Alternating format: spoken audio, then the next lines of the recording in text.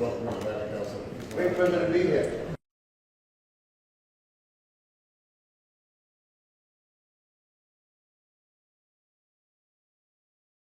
I'm going to Latin America, and they slowly move their way away. Frustrated as the mix from content to and to build the prosperity that we needed to combat poverty, disease, and ignorance. And indeed, much was achieved. However, as the 60s progressed and your Cold War with the Soviet Union escalated, our region became a proxy ground for that conflict. The Cold War led to many hot wars, revolutions, and coups in our region and in the African continent.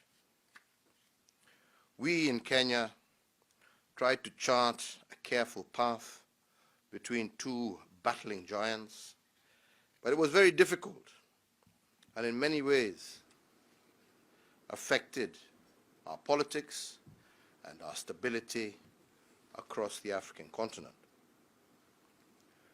Truth be told, that democracy retreated in many parts of Africa, and an authoritarianism arose that exploited the Cold War to entrench itself. Our leaders failed to succeed in building strong economies, and we watched as Asian countries that had started off poorer than some of us became rich in less than 2 generations. So, ladies and gentlemen, I am returning to this history because I believe we must never again be drawn into the mistakes that have been made in the past. You here at the Atlantic Council and your audience must integrate our place in your strategic schemes as more than just a continent producing security threats or unregulated migration that must be countered. We must begin to look at Africa as the world's biggest opportunity. And I believe that if you can dare to look at it with a fresh eye and with a keen sense of history, we can achieve this. And my presence here today is to say that Kenya can be a key country in converting that opportunity into mutual gain. Indeed, I've noticed in the conversations in Western countries and their counterparts in Asia and the Middle East a return to competition over Africa. In some cases, weaponizing divisions, pursuing proxy actions, and behaving like Africa is for the taking. Well, I want to tell you it is not. If you understand the opportunity, I believe you will seek to grow strong partnerships driven by collaborative and generous principles. Very much like the values that guided the United States' engagement with Europe after World War II. To grasp this opportunity, you will need to listen and engage with what we in Africa want and what we in Africa need. Let me try to match your opportunity to ours in just 2 very few standout areas, namely prosperity and security. The first is that there is a lot of capital in the United States and Europe that is seeking greater yield in developing markets with aging populations. Who will find the growth? Who will fund the growth that these citizens will need when retirement comes after a lifetime of hard work, and who are keen to enjoy their retirement years? On the flip side of the coin, you have Africa that has the world's youngest and fastest growing population. On top of that, the most unexploited land for agriculture, immense mineral wealth and a large consumer market. I believe we must tap into these assets to create decent jobs for millions of our young people. We must become wealthy enough as countries to provide the health, education, and security that will sustain democracy, stability, and strong public support for business and free trade.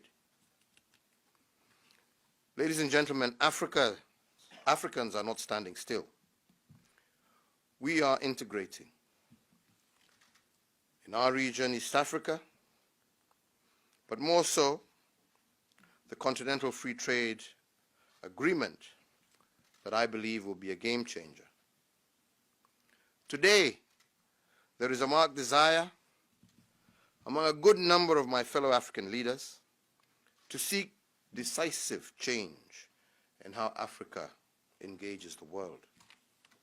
We want partners who are walking in the same direction as we are. Kenya is moving aggressively to bring our infrastructure up to date. Our population in Kenya is probably amongst the best educated in the region and arguably in the African continent. We are today making big investments in building technical skills, attacking corruption, lowering barriers to doing business, and stabilizing our democratic politics. We are not just a gateway. We are a platform of skills, entrepreneurship, stability, and the rule of law. And that is why I am greatly looking forward to making early and an ambitious start to arrangements for the foreseen end of the AGOA program in the year 2025. And I hope that all of you will support a process that shows how long-term mutual benefit can deliver in a way that clearly supports Africa's integration and prosperity agenda. Indeed, it is early days, but I strongly believe that we have an opportunity to show the way forward, together as Kenya. And ladies and gentlemen, the second area is in protecting the security of our peoples. We have a lot of young people. They see on their social media what your youth see here. They listen to the same music, aspire to the very same consumption. Your young people here have almost full employment with which to satisfy their desires and their ambitions. Millions of ours are unemployed and unable to match their expectations. It is an unsustainable situation, and if this reality does not change quickly, we will produce in Africa many security crises that will leave no corner of this globe untouched. There are also ideological extremists opposed deeply to democracy, the West, unity across ethnic, religious, and racial barriers. Alongside these, there are criminals that operate across boundaries, ready to traffic our youth, no matter what barriers are erected against the flow.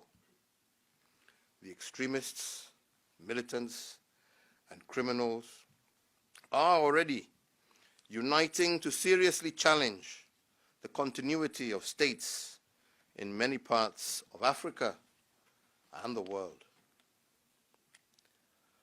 We, together, will never realize the immense wealth we can build together or hope to hold on the little that we have if African states remain relatively weak and vulnerable to these destructive actors.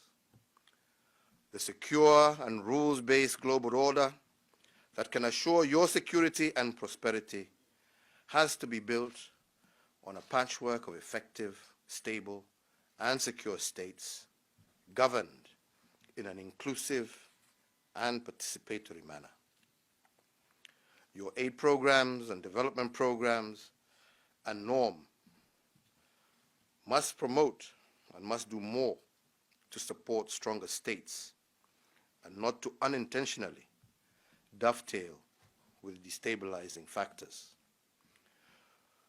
You will also advance your own interests if again you listen to Africans more keenly, resist being drawn into proxy struggles with other global powers, and genuinely work with these countries or with those countries that are determined to emerge as African lions in the next few years. You can also make your financial centers and institutions inhospitable to illegal and illicit financial flows out of Africa. This is a major reason that Kenya has been signing agreements with countries to ensure that the corrupt do not easily transfer their ill-gotten wealth abroad. A crucial role that you can play is ensuring that regional and international terrorist groups do not hold any territory in Africa.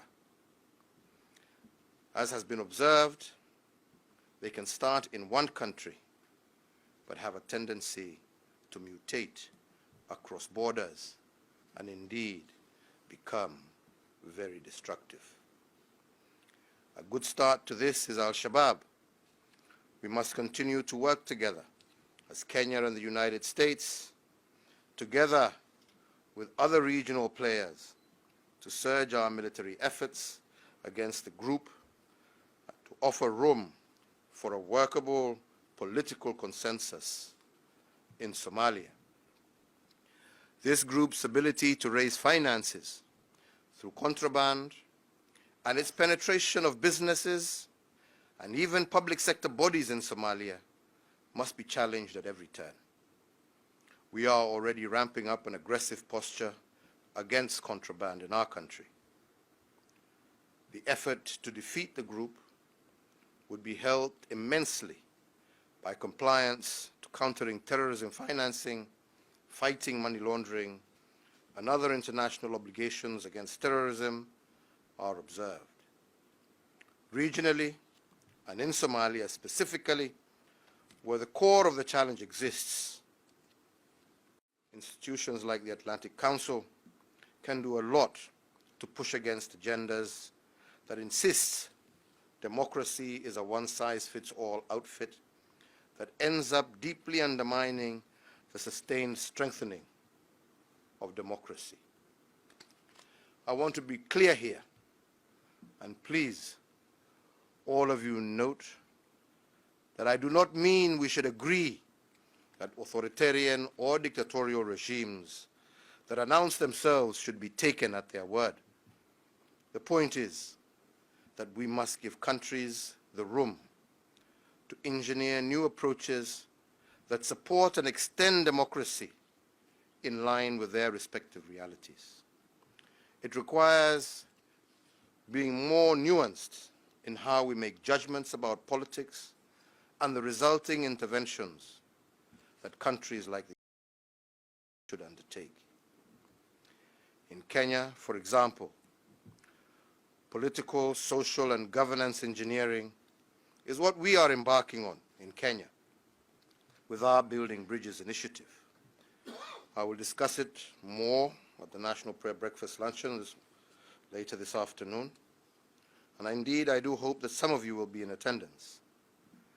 In a nutshell, the Building Bridges initiative, as we call it in Kenya, is a homegrown solution for a divisive political culture that has often sparked electoral crises over the last 30 years. And its intention is to advance three goals. The first to preempt any further escalation in the cycle of no-holds-barred political competition by taking early and decisive action to reach out across the aisle. I did this with the Honorable Raila Odinga in March of 2018, at a time when few in Kenya or anywhere imagined that this was possible. The second is to use inclusivity to strengthen the center of politics, which is necessary for democracy in our country to be successful. That center is identified by being able to manifest the qualities of moderation, pragmatism, and a willingness to compromise. Our stepping forward toward one another without doubt has helped us disorient the politics of extremism and division. The third is to ensure that the strengthened and more stable center is able to deliver bold reforms that advance inclusion, economic uplift, counters corruption, and strengthens our institutions. So, as a think tank, I believe that you as a council should delve deeper into our Building Bridges initiative process. It is not as simple as it looks, and we have found a number of countries seeking to learn from it in trying to re-engineer their politics and social contracts. We have been open in sharing, and in time, I believe that this may emerge as a unique model that can be adopted and domesticated elsewhere on the African continent. So, ladies and gentlemen, in conclusion, I believe that the United States must dare to imagine and support African-driven solutions. We, together, have the most to gain in making Africa work for its people.